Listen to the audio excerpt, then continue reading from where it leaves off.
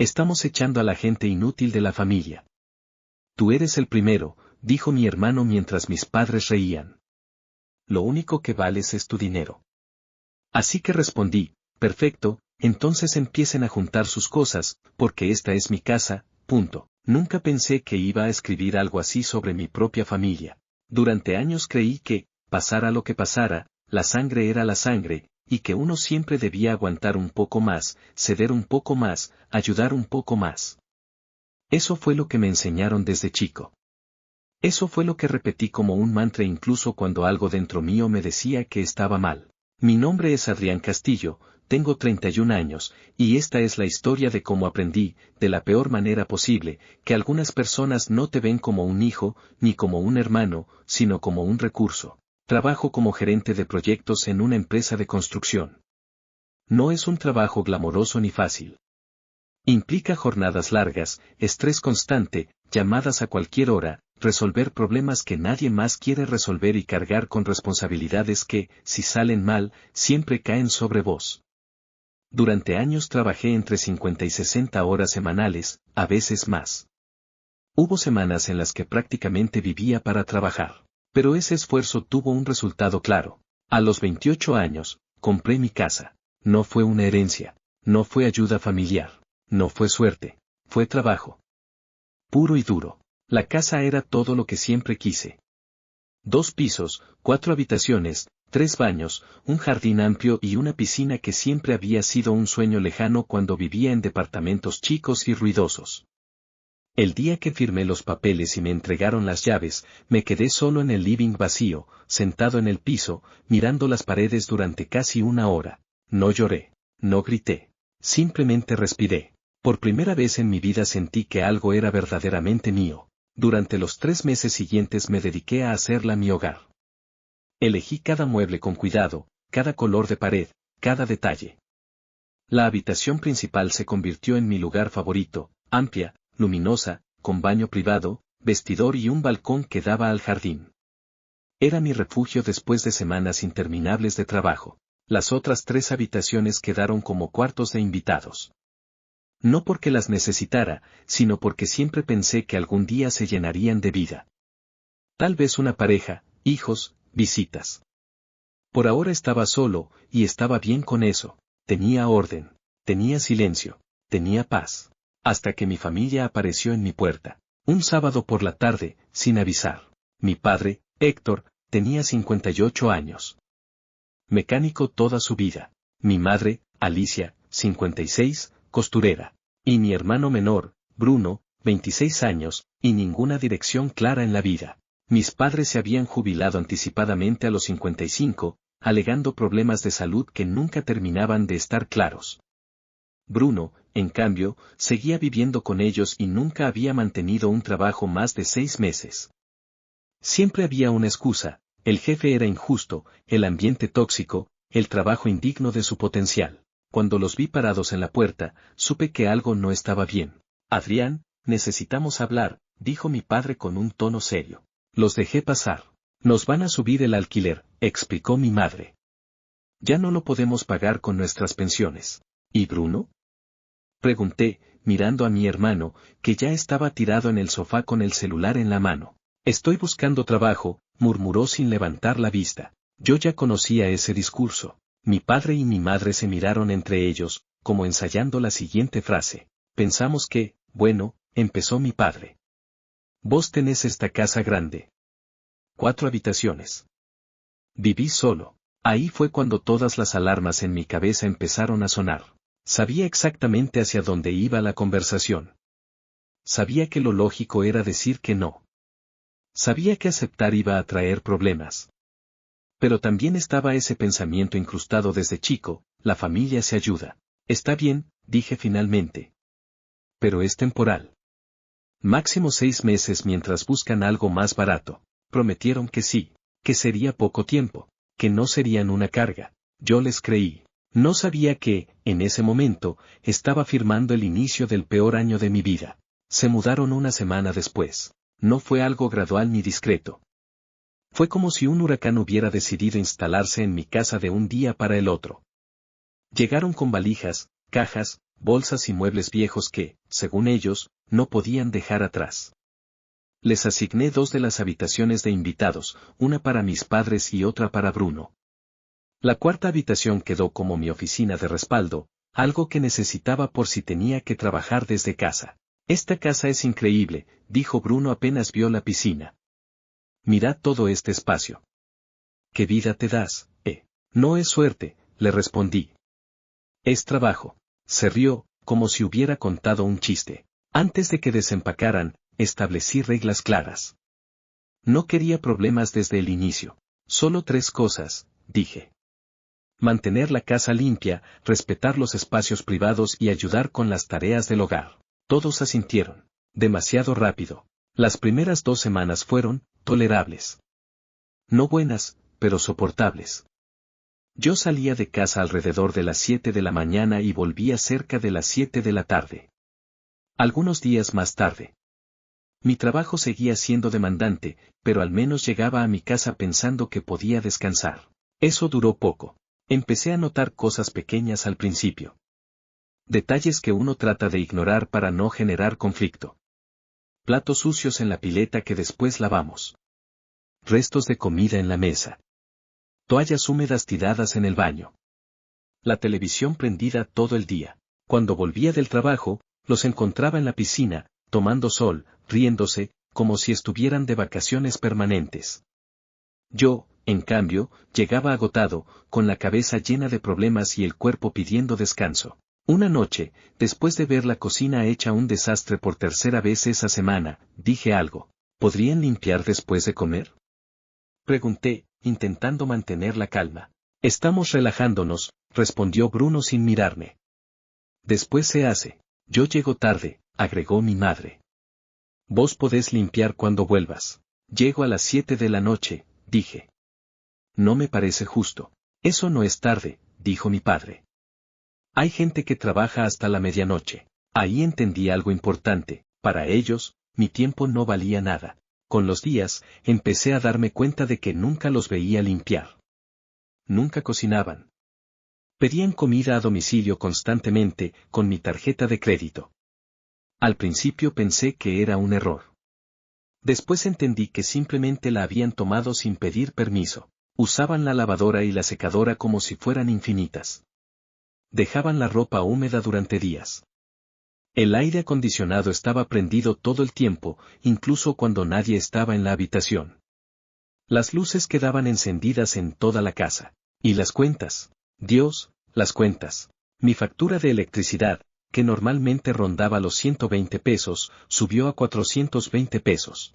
El agua pasó de 90 pesos a más de 210 pesos.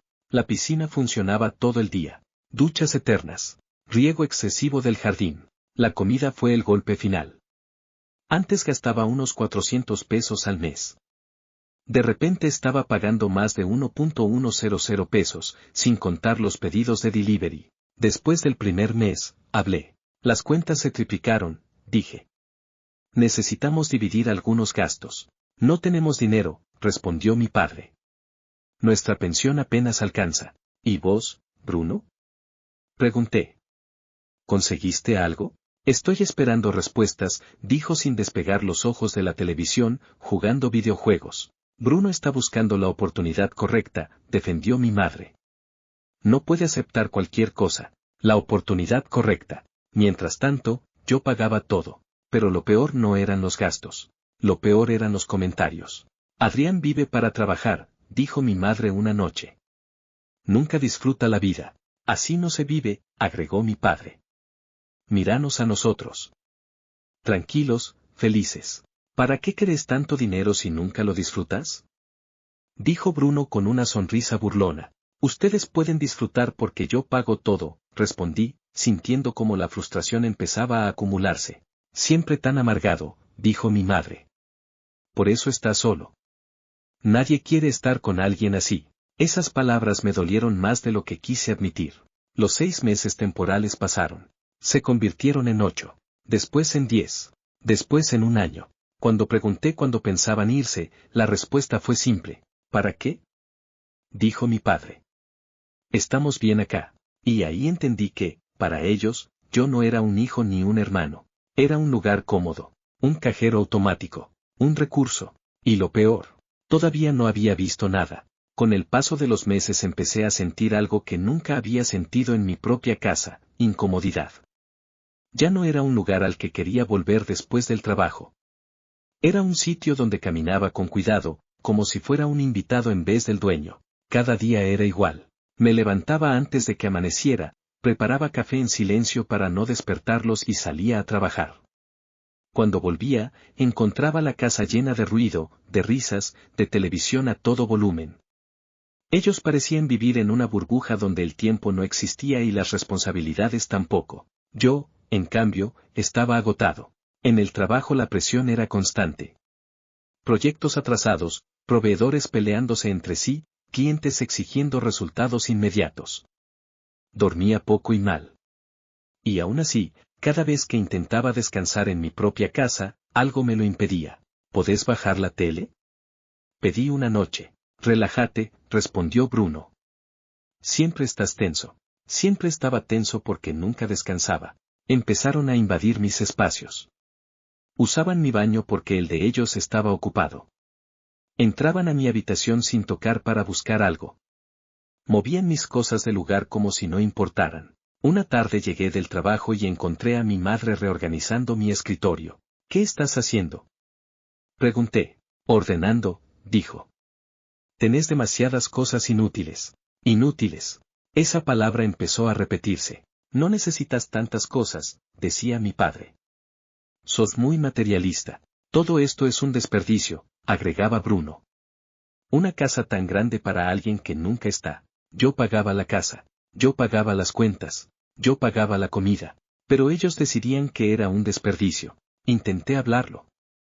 Más de una vez. Necesito mi espacio, les dije. Esta casa era mi lugar. Siempre tan egoísta, respondía mi madre. Pensás solo en vos. La familia comparte, agregaba mi padre.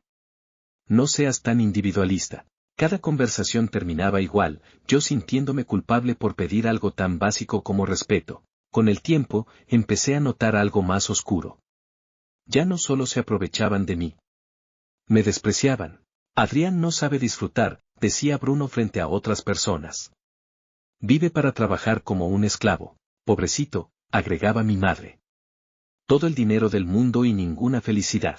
Lo decían riéndose, como si mi esfuerzo fuera un chiste. Una noche, después de una semana particularmente dura en el trabajo, llegué a casa completamente agotado. Había dormido menos de 4 horas por noche. Todo lo que quería era ducharme y acostarme temprano. Encontré a Bruno en la piscina, con música fuerte y una cerveza en la mano. ¿Podés bajar la música? Pregunté. Mañana tengo que levantarme temprano. Qué pesado que sos, respondió. Siempre arruinando el ambiente. Es mi casa, dije. Se rió. Tranquilo, dueño, contestó con sarcasmo. No te pongas así. Ahí entendí que ya no me respetaban en absoluto. Para ellos, yo no era el dueño de la casa. Era el tipo que pagaba todo y molestaba cuando pedía algo a cambio. Empecé a pensar seriamente en pedirles que se fueran. Pero cada vez que lo intentaba, la culpa me frenaba. La idea de echar a mis propios padres me hacía sentir como la peor persona del mundo. Ellos lo sabían, y lo usaban. Hasta que un viernes por la noche, después de la semana más brutal que recuerdo en años, crucé una línea de la que ya no hubo vuelta atrás. Ese viernes llegué a casa cerca de las 9 de la noche. Había sido una semana infernal. Problemas en obra, llamadas constantes, clientes presionando, y yo sosteniendo todo con alfileres. Dormía mal, comía peor y mi cabeza no paraba. Todo lo que quería era una ducha caliente y mi cama. Entré a la casa y algo se sentía, distinto. Había un silencio raro, incómodo. La televisión estaba apagada. No había música. Subí las escaleras con el cansancio pesándome en los hombros y abrí la puerta de mi habitación principal. Me quedé congelado. No era mi cuarto. Mis muebles no estaban. Mi cama no estaba. Mis cosas no estaban. En su lugar había los muebles de mis padres. Su cama. Sus cajones. Sus cosas ocupando cada rincón como si siempre hubieran estado ahí. ¿Qué? Murmuré, sin poder procesarlo. Salí al pasillo con el corazón acelerado y abrí la puerta de una de las habitaciones de invitados. La que antes usaban ellos. Ahí estaban todas mis pertenencias, metidas a las apuradas en unas 15 cajas. Ropa, libros, documentos, recuerdos. Todo desordenado, como si fueran cosas sin valor. Bajé las escaleras con la adrenalina reemplazando al cansancio. Mis padres estaban en la sala, sentados tranquilamente mirando televisión. ¿Qué hicieron con mi habitación? Pregunté, con la voz tensa. Ah, eso, dijo mi padre sin mirarme. Decidimos quedarnos con el cuarto principal. Es más grande, agregó mi madre. Tiene mejor baño. Somos 2 personas. Tiene sentido. Sentí como algo me explotaba en el pecho. ¿Movieron mis cosas sin preguntarme? Dije. No seas infantil, Adrián, respondió mi madre. Es solo una habitación. Es mi habitación en mi casa, grité. En ese momento apareció Bruno, bajando las escaleras con una sonrisa burlona. Relájate, hermano, dijo. Es solo un cuarto. No es solo un cuarto, respondí. Es mi espacio. Mi casa. Bruno se encogió de hombros. La familia comparte, ¿no? Algo en su tono me puso en alerta. Esa sonrisa no era casual. De hecho, continuó, estuvimos hablando. Mis padres asintieron. ¿Hablando de qué? Pregunté. Bruno me miró fijo, con una expresión que nunca antes le había visto. No era enojo. Era desprecio. Estamos sacando a la gente inútil de la familia, dijo lentamente. Y vos sos el primero. El silencio fue absoluto. ¿Qué? Logré decir. Lo que escuchaste, continuó. No aportas nada real. Todo el día trabajando, nunca estás, nunca compartís. Sos aburrido, sin vida, sin amigos. Lo único que vales es tu dinero, agregó mi padre, riéndose. Mis padres se rieron, como si fuera un chiste. Exacto, dijo mi madre. Como persona, sos bastante inservible. Ahí algo dentro mío se rompió. No fue tristeza, fue claridad. Los miré a los 3. Tranquilo. Demasiado tranquilo. Perfecto, dije. Bruno sonrió, creyendo que había ganado. Perfecto, repetí. Entonces empiecen a juntar sus cosas. Sus sonrisas desaparecieron. Porque esta es mi casa. Durante unos segundos nadie dijo nada. Bruno fue el primero en reaccionar. Se rió, una risa corta, incrédula. Dale, Adrián, no seas ridículo, dijo. Baja un cambio. No estoy bromeando, respondí con una calma que ni yo sabía de dónde venía. Tienen 1 hora para irse. Mi madre se puso de pie de un salto. ¿Vos estás loco? Gritó.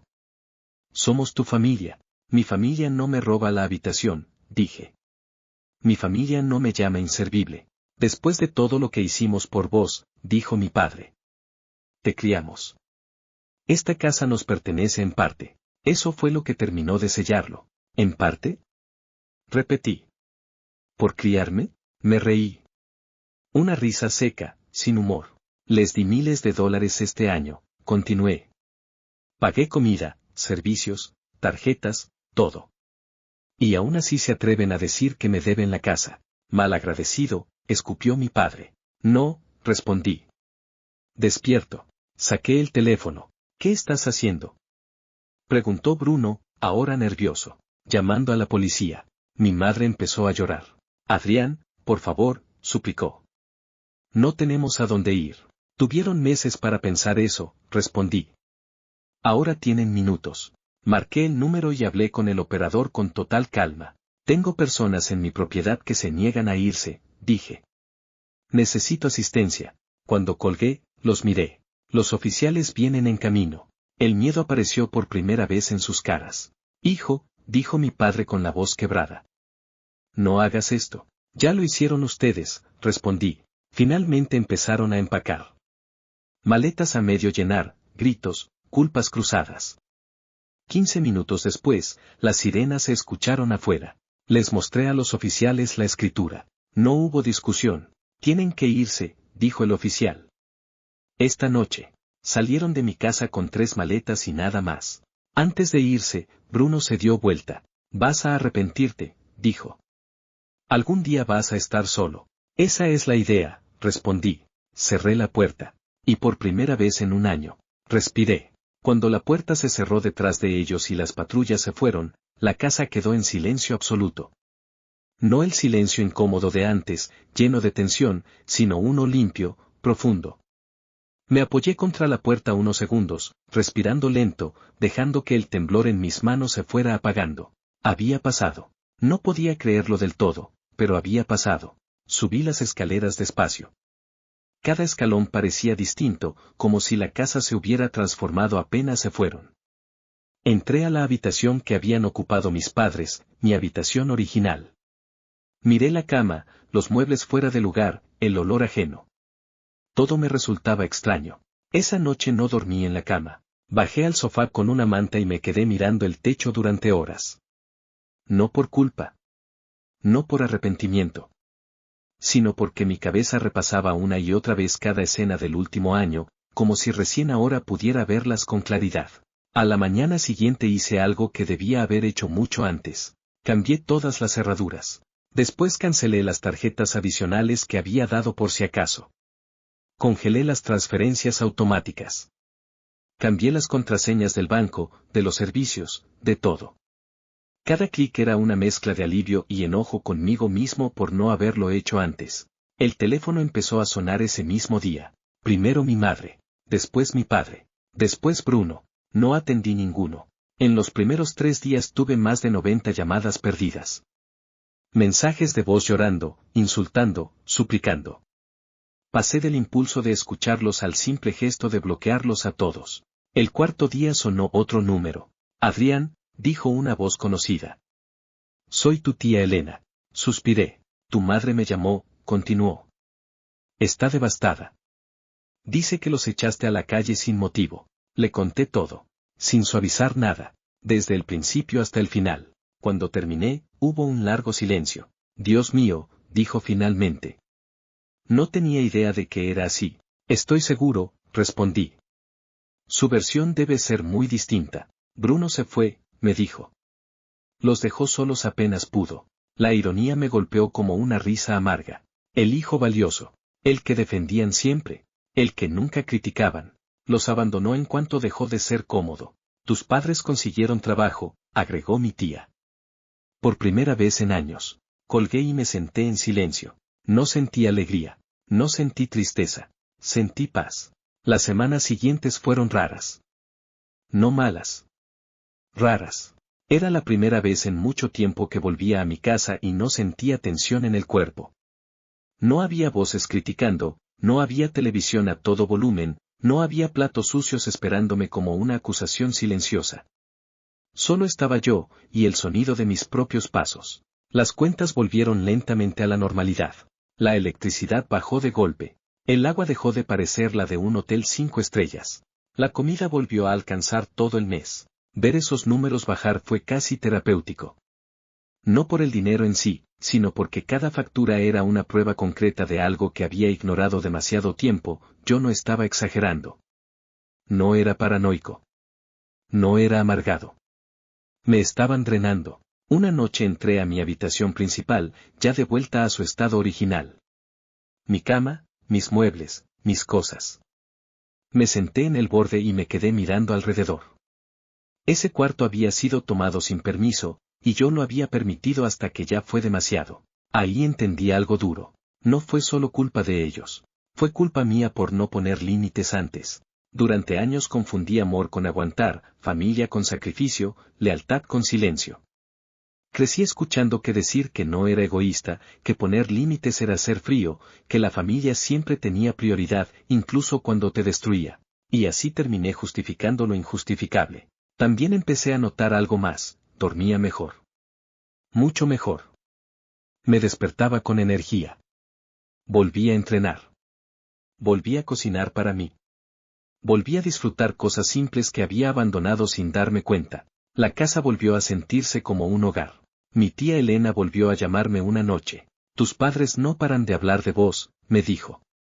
Dicen que los traicionaste. No me sorprendió. ¿Y Bruno? Pregunté. No volvió a llamar, respondió.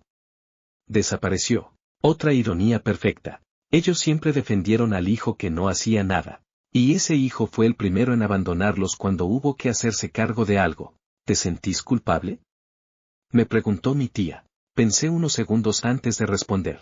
No, dije. Me siento libre. Colgué y me quedé mirando la casa en silencio. Por primera vez en años, nadie me necesitaba por lo que podía darles. Y eso fue aterrador al principio. Pero después se volvió liberador. Todavía faltaba entender completamente qué había pasado. Y qué tipo de familia quería para el resto de mi vida. Con el paso de los días empecé a recibir mensajes indirectos. No de ellos, porque los tenía bloqueados, sino de parientes lejanos, conocidos, incluso viejos amigos de la familia. Tu mamá está muy mal. Dicen que los dejaste en la calle, capaz exageraste un poco. Escuchar esas frases me hizo entender algo importante: la historia siempre se cuenta desde el lado del que grita más fuerte, no desde el que tiene razón. Yo no me defendí públicamente.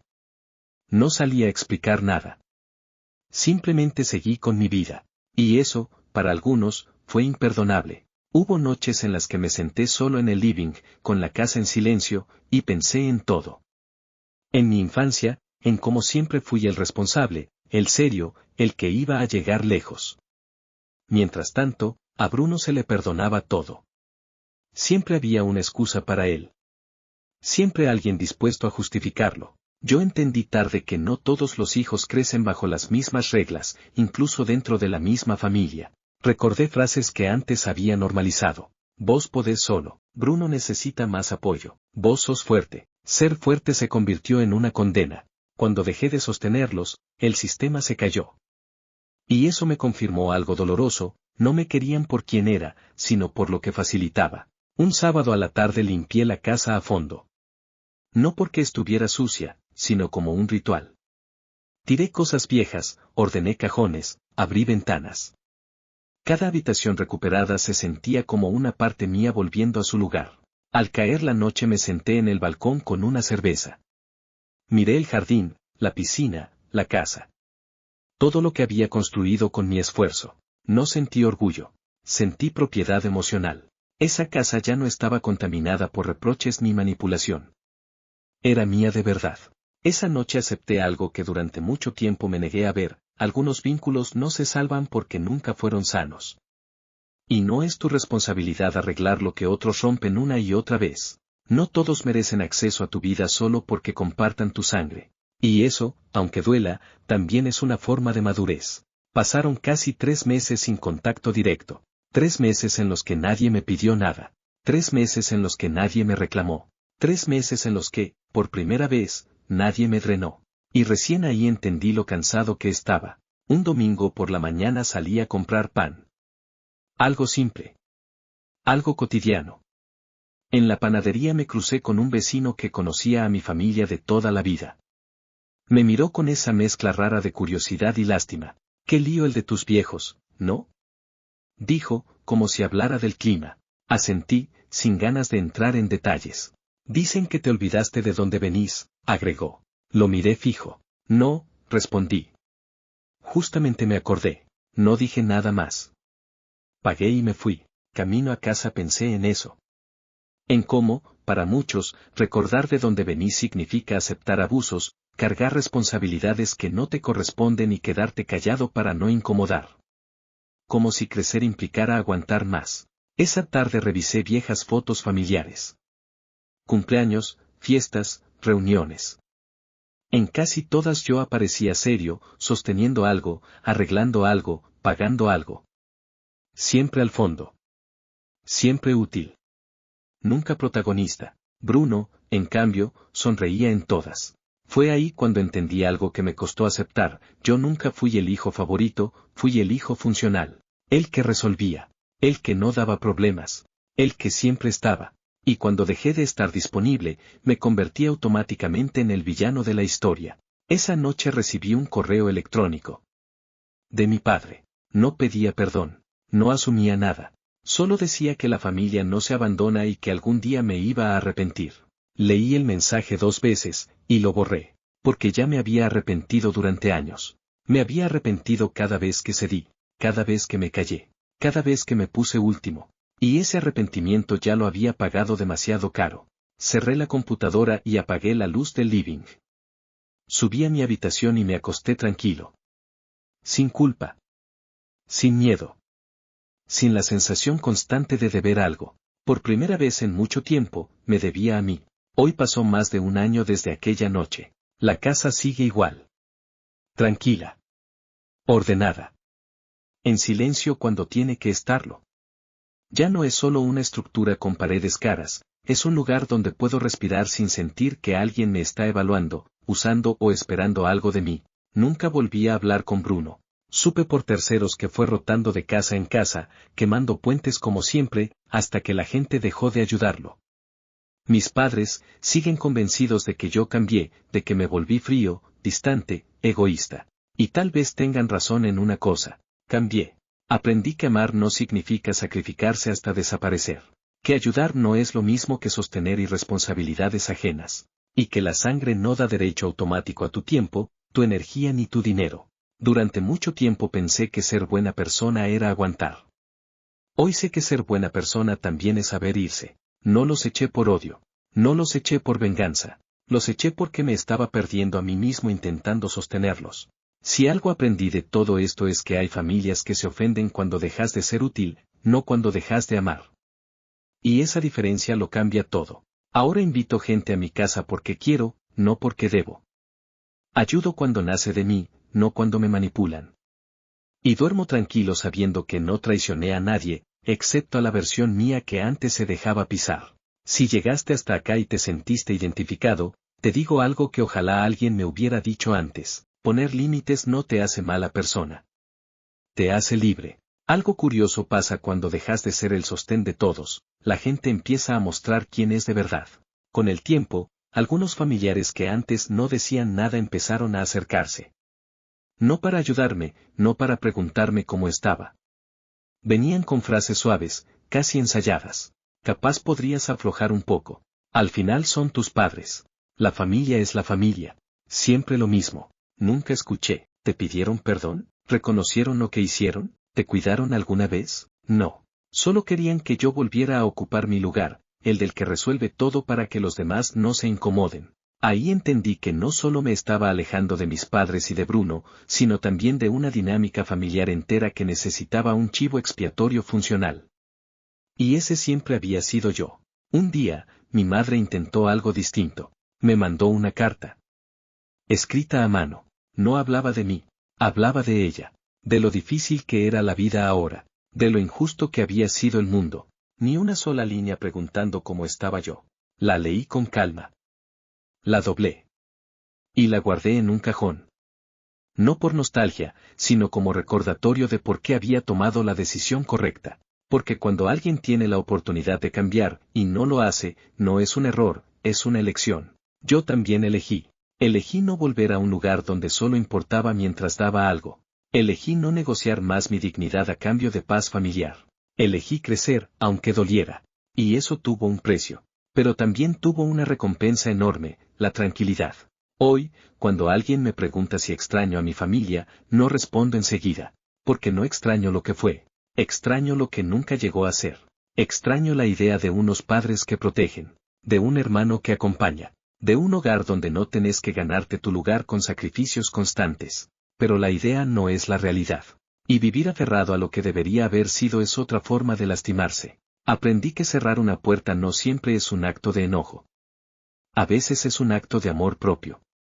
Y que hay personas que solo entienden el valor de alguien cuando ya no pueden usarlo. Si algo de esta historia te resonó, quédate con esto. No sos egoísta por cansarte. No sos frío por poner límites. No sos malo por elegirte. A veces, la gente que más grita familia es la primera en olvidarse de tratarte como tal. Y si alguna vez te dicen que lo único que vales es lo que das, recuerda que siempre podés responder lo mismo que yo. Perfecto. Entonces hasta acá llegamos.